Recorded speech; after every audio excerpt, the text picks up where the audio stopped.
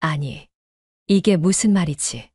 며느리 휴대폰에 쫑이라고? 세상에, 이게 무슨 말이냐? 내가 그동안 누구를 위해 살아왔던 걸까? 안녕하세요. 여러분. 제 이야기가 여러분의 마음에 작은 울림이라도 전해드릴 수 있다면 좋겠습니다. 어쩌면 제 이야기 속에서 여러분 자신의 모습을 발견하실지도 모르고요. 저는 김순덕입니다.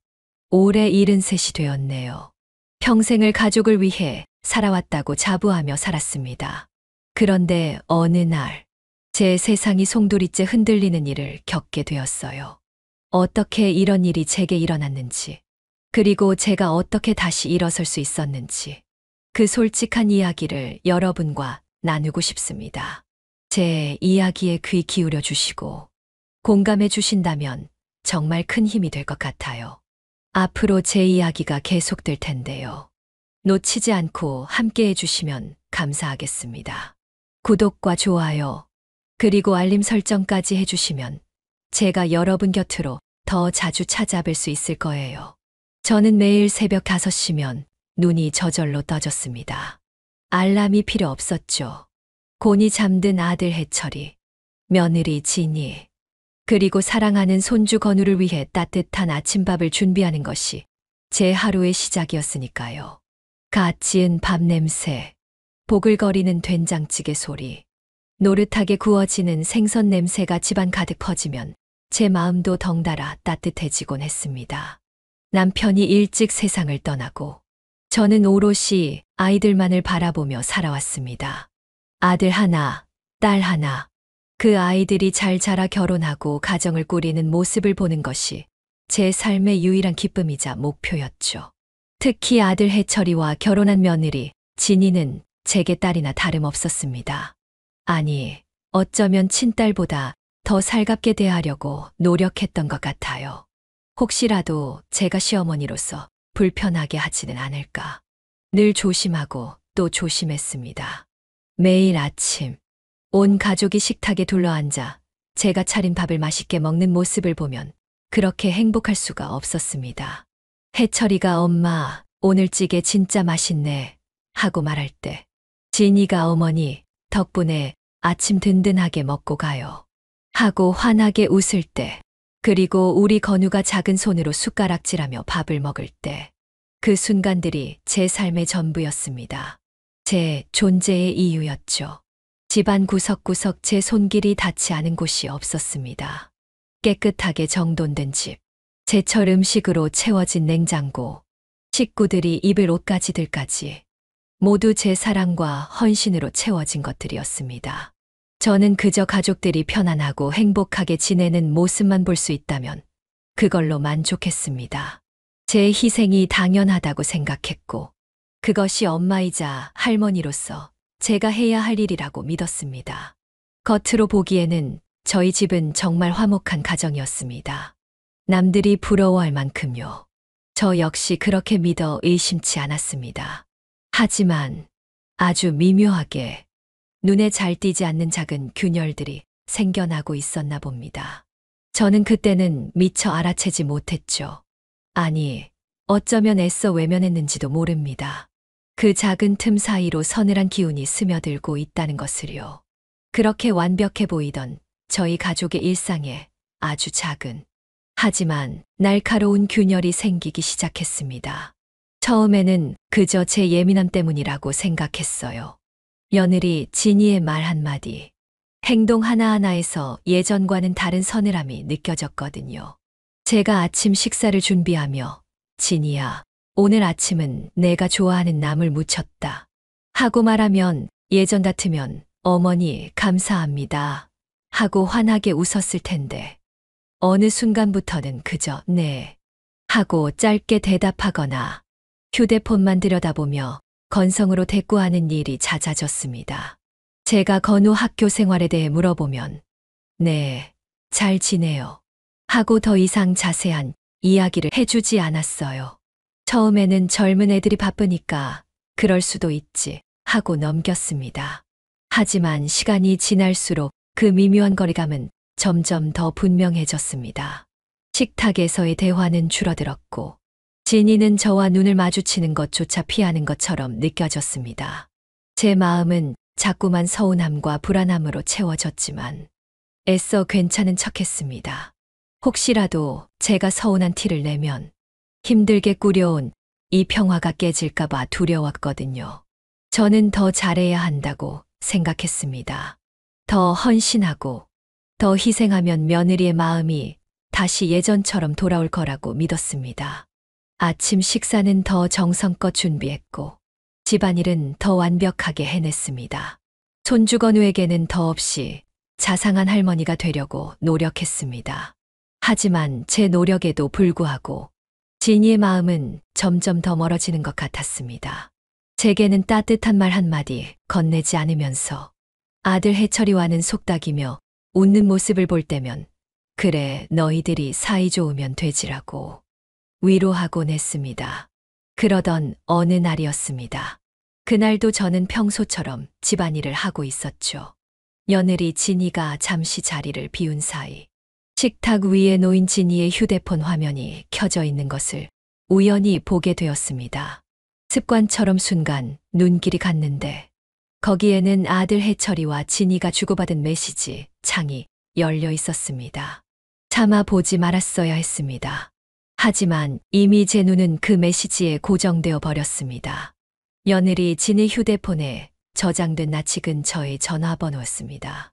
그런데 저장된 이름이 쫑이었습니다. 쫑. 그 단어가 제 눈에 들어온 순간 세상이 멈춘 것 같았습니다. 며느리 휴대폰에 저장된 나의 이름이 쫑. 쫑이라니요. 그게 대체 무슨 뜻일까? 처음에는 그저 젊은 사람들이 쓰는 애칭 같은 건가? 아니면 제가 모르는 무슨 의미가 있는 건가 싶었습니다. 애써 좋은 쪽으로 생각하려고 했습니다. 설마 저를 두고 하는 말일 리는 없다고 스스로를 다독였습니다.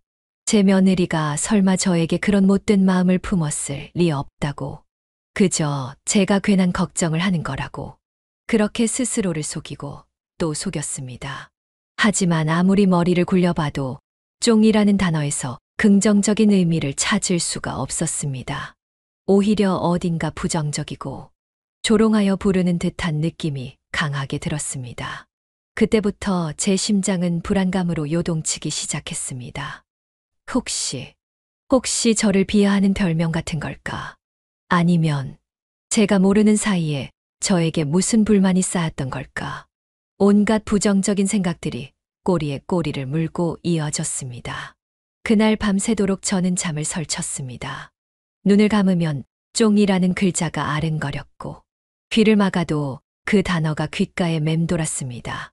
지난 몇 년간 며느리 진이의 행동들이 주마등처럼 스쳐 지나갔습니다. 저를 대하는 차가운 태도, 피하는 듯한 눈빛, 건성으로 대하는 말투.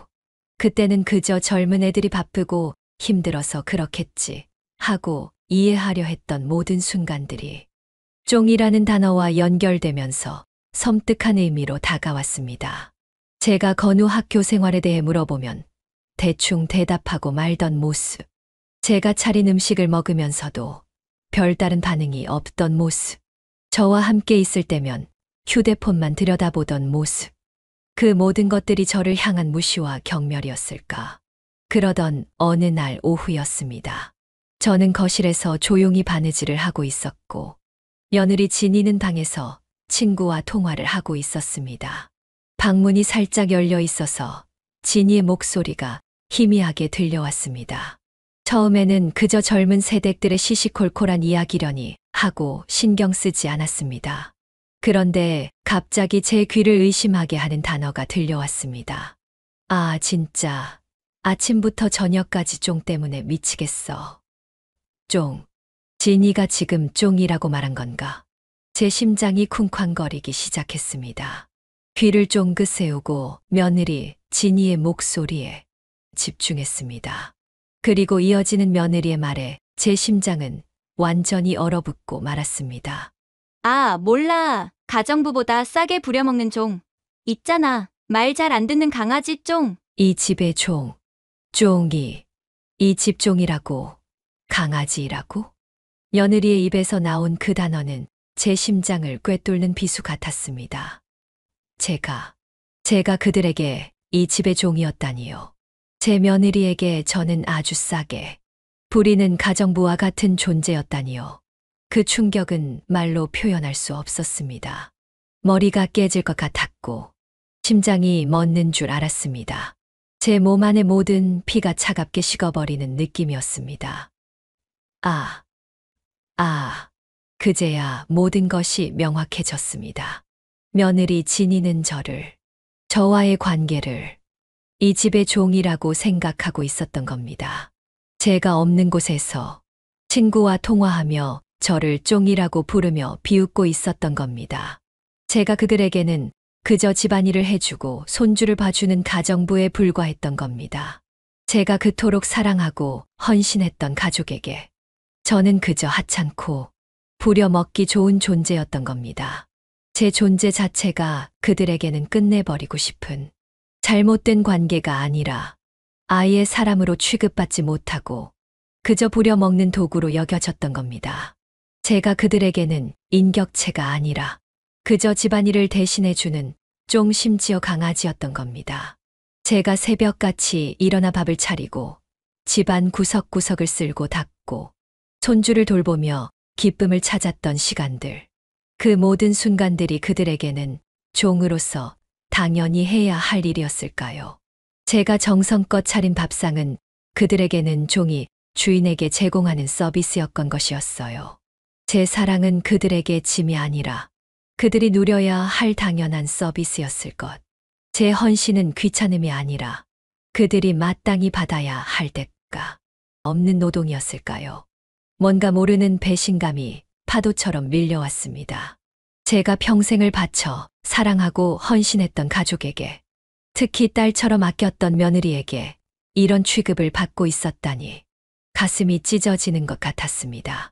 제가 믿고 의지했던 세상이 한순간에 무너져 내렸습니다. 제가 서 있던 땅이 꺼져버린 느낌이었습니다. 더 이상 숨을 쉴 수가 없었습니다. 제 목을 조르는 듯한 답답함에 숨조차 제대로 쉴 수 없었습니다. 눈물조차 나오지 않았습니다. 그저 멍하니 텅 빈 마음으로 앉아 있었습니다. 그동안 저는 좋은 엄마, 좋은 할머니, 좋은 시어머니가 되기 위해 제 자신을 얼마나 깎아내리고 희생해왔던가.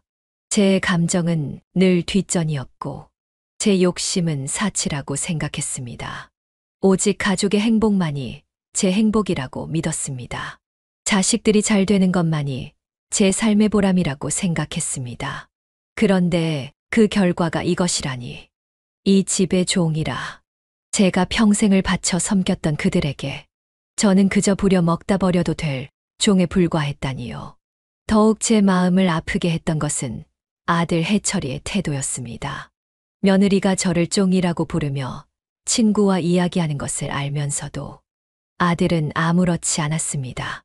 오히려 함께 저를 비웃는 듯한 메시지를 주고받았다는 사실도 나중에 알게 되었을 때 저를 더욱 절망하게 만들었습니다. 제가 낳고 기른 자식이 저를 종 취급하는 아내의 행동을 묵인하고 심지어 동조했다니. 제 아들은 더 이상 제가 알던 그 아들이 아니었습니다. 차갑고 냉담한 그의 모습은 제 가슴에 깊은 상처를 남겼습니다. 제 삶의 의미가 송두리째 부정당하는 순간이었습니다. 제가 살아온 방식이 완전히 틀렸다는 것을 깨닫는 순간이었습니다. 깊은 절망감과 함께 제 안에서 무언가 단단하게 굳어지는 것을 느꼈습니다. 더 이상 이렇게 살아서는 안 된다는 강한 자각이었습니다. 더 이상 그들에게 종으로 취급받으며 살 수는 없다는 제 마지막 남은 자존심이 비명을 지르는 것 같았습니다. 저는 그 밤 생전 처음으로 저 자신에게 물었습니다. 김순덕, 너는 누구니? 너는 무엇을 원하니? 가족이라는 이름 아래 나를 잃어버린 채 살아온 시간들. 이제는 멈춰야 할 때가 온 것 같았습니다. 벼랑 끝에 서 있던 제 감정은 이미 무너져 내렸지만 그 잔해 속에서 저는 아주 작고 단단한 결심의 씨앗을 발견했습니다. 더 이상 남을 위해 사는 삶이 아니라 나 자신을 위해 살아야 한다는 그런 결심이었습니다. 이 집의 종, 이 집의 강아지. 그 단어가 제 가슴에 박힌 후 저는 더 이상 예전의 제가 아니었습니다. 평생을 가족을 위해 헌신하며 살아왔지만 돌아온 것은 차가운 무시와 모욕뿐이었습니다. 제 삶의 전부였던 가족에게서 종 취급을 받았다니 그 충격과 슬픔은 말로 다 할 수 없었습니다. 하지만 그 깊은 절망 속에서 저는 역설적으로 살아갈 힘을 얻었습니다. 더 이상 남을 위해 나를 버리지 않겠다는, 나 자신을 위해 살겠다는 단단한 결심이었습니다. 저는 조용히 제 삶을 정리하기 시작했습니다.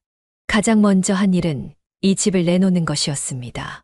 제 젊음과 땀방울이 스며 있는 집이었지만 더 이상 저에게는 행복한 보금자리가 아니었습니다. 종이라는 단어가 맴도는 이 공간에서는 더 이상 숨을 쉴 수가 없었습니다. 집을 내놓고 제가 평생 모아두었던 통장의 돈과 적금들을 모두 찾았습니다. 혹시 모를 미래를 위해 꽁꽁 묶어두었던 돈이었지만 이제는 그 돈이 저의 새로운 시작을 위한 발판이 되어줄 것이라고 생각했습니다. 집을 팔고 짐을 정리하는 동안 아들과 며느리는 아무것도 눈치채지 못했습니다. 저는 그저 묵묵히 제가 할 일들을 해나갔습니다. 마지막 짐을 챙기던 날 새벽, 저는 아무도 깨우지 않고 조용히 집을 나섰습니다. 수십 년간 제 모든 것을 바쳤던 공간을 뒤로하고 돌아서는 발걸음은 무겁고 아팠지만 동시에 알 수 없는 해방감과 홀가분함이 느껴졌습니다. 마치 무거운 짐을 내려놓은 듯한 기분이었습니다. 뒤돌아보지 않았습니다. 혹시라도 마음이 약해질까봐, 눈물이라도 쏟아낼까봐 그저 앞만 보고 걸었습니다. 50여 년 속을 내놓고 살아왔던 하나뿐인 저의 친구 수키의 차를 얻어 타고 부산으로 향했습니다. 따뜻한 남쪽 바다가 있는 곳에서 새로운 삶을 시작하고 싶었습니다. 제 상처받은 마음을 보듬어줄 무언가가 필요했습니다. 부산에 도착해 작은 아파트를 얻었습니다. 크고 좋은 집은 아니었지만 오롯이 저만의 공간이라는 사실만으로도 가슴 벅찼습니다. 그리고 그곳에서 가장 먼저 했던 일은 제 휴대폰의 유심을 꺼내 부숴버리는 것이었습니다. 손안에서 산산조각 나는 작은 칩을 보며 저는 지난 삶과의 단절을 상징적으로 완성했습니다. 더 이상 그들에게서 연락이 올 일도, 제가 그들에게 연락할 일도 없을 것이라는 스스로에게 하는 단호한 다짐이었습니다. 새로운 곳에서의 삶은 낯설었지만 거짓말처럼 평화로웠습니다. 매일 새벽 5시에 눈이 떠지는 것은 여전했지만 더 이상 누군가를 위해 밥을 차리지 않았습니다. 대신 저는 집을 나서 기장의 바닷가로 향했습니다. 차가운 새벽 공기를 마시며 끝없이 펼쳐진 푸른 바다를 마주했습니다. 철썩이는 파도 소리는 제 마음속 깊은 슬픔을 씻어주는 듯했고 수평선 위로 떠오르는 붉은 해는 제게 다시 살아갈 희망을 속삭이는 것 같았습니다. 매일 아침 바닷가를 걸으며 저는 비로소 제 자신과 마주할 수 있었습니다. 좋은 엄마, 좋은 할머니, 좋은 시어머니라는 이름표를 떼어내고 김순덕이라는 이름 석자로 온전히 서 있는 저 자신을 발견했습니다. 파도에 발을 담그고 모래사장에 앉아 하염없이 바다를 바라보며 저는 제 안에 억눌렸던 진짜 김순덕의 목소리에 귀 기울였습니다. 저는 용기를 내어 복지관과 주민센터의 다양한 프로그램에 참여하기 시작했습니다. 그 중에서도 제 마음을 사로잡은 것은 시쓰기와 수필쓰기 강좌였습니다. 난생 처음 펜을 들고 제 삶의 이야기를 써 내려가면서 저는 제 안에 억눌렸던 감정들을 비로소 세상 밖으로 꺼낼 수 있었습니다. 쫑이라는 단어가 제게 안겨준 상처, 가족에게 받은 배신감, 그리고 그럼에도 불구하고 다시 살아가고 싶은 간절한 마음까지 제 아픔과 슬픔, 그리고 희망이 글자 하나하나에 스며들었습니다. 제 이야기가 글이 되고 그 글을 통해 다른 사람들과 소통하면서 저는 잃어버렸던 자존감을 회복할 수 있었습니다. 저와 비슷한 아픔을 가진 사람들과 글을 나누며 서로에게 위로가 되어 주었고, 글쓰기라는 새로운 재능을 발견하면서 제 삶은 다시금 빛을 찾기 시작했습니다. 아, 그러고 보니 고등학교 시절에 잠깐 가졌던 작가의 꿈이 있었지.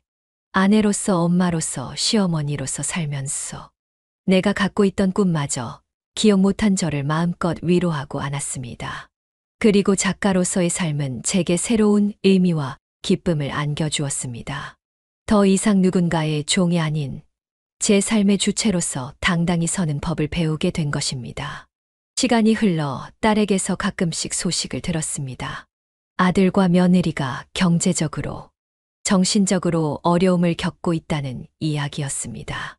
부부 사이도 나빠져 힘든 시간을 보내고 있다는 소식이었습니다. 부부 사이가 나빠지니 사업도 같이 기울고 가정생활도 제가 있을 때와는 딴판이라고 하였습니다. 그리고 얼마 후 아들 해철이가 저에게 연락을 해왔습니다. 그전에도 여러 번 전화가 왔지만 받지 않았습니다. 이젠 잘 모르는 051 전화번호로 전화가 왔어요. 부산 전화번호인데 핸드폰은 받지 않지만 이날은 이상하게 이 전화는 받게 되었어요. 아들이었어요. 아들 전화를 받지 않으니 부산에 내려와서 공중전화를 한 것 같았어요. 여보세요? 엄마, 오랜만에 듣는 아들의 목소리는 지쳐 있었고 어머니, 우리를 용서해 주세요. 정말 죄송해요. 제발 용서해 주세요. 간절히 제게 용서를 구하고 싶다고 했습니다. 하지만 저는 단호하게 거절했습니다. 해철아, 이제 엄마는 너희 집의 쫑이 아니란다. 너희가 나를 종으로 생각했던 그 순간, 부모 자식으로서 우리의 관계는 이미 끝이 났어. 아들은 제 말을 듣고 충격받은 듯 아무 말이 없었습니다. 며느리 진이의 흐느끼는 소리가 전화기 너머로 들렸어요. 그리고 엄마는 이제 엄마의 삶을 살아야 해. 너희의 어려움은 너희 스스로 헤쳐나가야 할 문제란다. 내가 너희를 키우고 보살펴야 할 의무는 끝났어. 너희도 이제 각자의 삶을 살아가야 할 때야. 제 목소리는 떨리지 않았습니다. 오히려 제 안의 슬픔과 분노, 그리고 단호함이 뒤섞여 차갑게 느껴졌을지도 모릅니다. 아들은 제게 매달리며 다시 한번 기회를 달라고 했지만 저는 더 이상 들을 수 없었습니다. 돌아가렴. 이제 우리는 각자의 길을 가는 게 맞다. 잠시 후 문을 두드리는 소리가 났습니다. 그리고 문 앞이라고 문 좀 열어달라고 하였습니다. 제가 살고 있는 주소를 어떻게 알았는지는 모르겠습니다. 예전 같았으면 반가움에 당장 나와서 아들과 며느리를 반겼을 것입니다.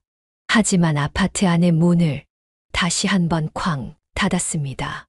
문이 닫히는 쾅 소리가 마치 저의 마음을 쾅 닫는 소리 같았습니다. 그렇게 저는 아들과 며느리를 돌려보냈습니다. 순간 제 다리에 힘이 풀려 주저앉고 말았어요. 마음속 깊은 곳에 맺혀있던 응어리가 풀렸는지 눈물이 쏟아져 나왔어요. 자식을 매몰차게 돌려보낸 어미의 마음이 어찌 편할 수 있겠습니까? 하지만 후회는 없었습니다. 이것이 저를 위한, 그리고 어쩌면 그들을 위한 최선의 선택이라고 믿었습니다. 그 쫑 한 글자가 저를 여기까지 이끌어왔어요. 상처였지만 동시에 선물이었던 거죠. 73년 만에 처음으로 저 자신을 위한 선택을 할 수 있게 해준 이곳에서의 새로운 삶이 시작되었어요. 딸과는 가끔 전화를 하며 소식을 주고받아요. 딸은 제 결정을 이해해주고 응원해줘요. 엄마, 잘하셨어요. 엄마도 엄마 인생을 사실 권리가 있어요. 딸의 그 말에 얼마나 위로가 되던지. 그 이후에도 해철이와 진이는 몇 번 연락을 해왔어요. 죄송하다고, 잘못했다고. 하지만 저는 받아주지 않았어요. 이제 와서 달라질 게 뭐 있을까요? 너희는 너희 방식대로, 나는 나 방식대로 살아가면 되는 거예요. 더 이상 과거에 얽매이고 싶지 않았어요. 그리고 놀라운 일이 생겼어요. 고등학교 때 품었던 작가의 꿈, 결혼과 함께 접었던 그 꿈이 40년이 넘은 지금에서야 다시 싹을 틔우기 시작한 거예요. 처음엔 그냥 일기처럼 써내려 간 글들이었어요. 그동안 살아온 이야기들, 마음속 깊이 숨겨두었던 감정들. 복지관에서 만난 분들이 권해주셔서 용기 내어 시집을 내보게 되었어요. 이진희님의 글에는 진짜 삶이 담겨 있어요. 많은 사람들이 위로받을 거예요. 그분들의 말을 믿고 초판으로 낸 작은 시집이 운이 좋게도 사람들의 마음에 닿았나 봐요. 이제는 작가라고 불러주는 사람들도 생겼고 소중한 사람들과 함께 인생의 후반을 살아가고 있어요. 하지만 가끔은 손주 건우가 그리워요. 그 작은 손으로 제 손을 잡고 할머니라고 부르던 그 목소리가 그리워져요. 그래서 결정했어요. 언젠가 건우가 이 할머니의 마음을 이해할 날이 오겠지요. 그리고 제가 처음으로 낸 시집 초판본을 건우에게 선물로 남길 생각입니다. 이 시집 속에 담긴 할머니의 삶과 지혜가 건우에게 진정한 유산이 되기를 바라면서 손주에 대한 그리움은 미래를 위해 저축해두자. 그리고 이를 실행하기 위해 제가 가진 재산의 절반을 건우를 위한 신탁으로 남겨두기로 했어요. 지금은 손주 건우가 이해하지 못해도 언젠가 이 할머니의 마음을 알아줄 날이 올 거라고 믿어요. 이제는 과거의 그림자를 뒤로하고 제 자신을 온전히 사랑하는 법을 배워가고 있습니다. 가끔은 외롭고 쓸쓸하지만 그 속에서 진정한 평화와 자유를 찾고 있습니다. 제 이야기가 여러분의 마음에 작은 위로와 희망이 되길 진심으로 바랍니다. 여러분도 자신의 삶을 사랑하고 스스로를 소중히 여기시길 바랍니다. 우리 함께 걸어가요. 우리 모두의 내일을 위해. 오늘 제 이야기에 귀 기울여 주셔서 진심으로 감사합니다. 제 이야기가 마음에 와닿으셨다면 구독과 좋아요로 응원해 주시면 큰 힘이 될 것 같습니다. 댓글로 여러분의 생각이나 경험을 나눠주시는 것도 언제나 환영입니다. 여러분의 따뜻한 마음이 제게 큰 위로가 될 거예요. 여러분의 삶에도 늘 평화와 행복이 가득하시기를 바랍니다. 감사합니다.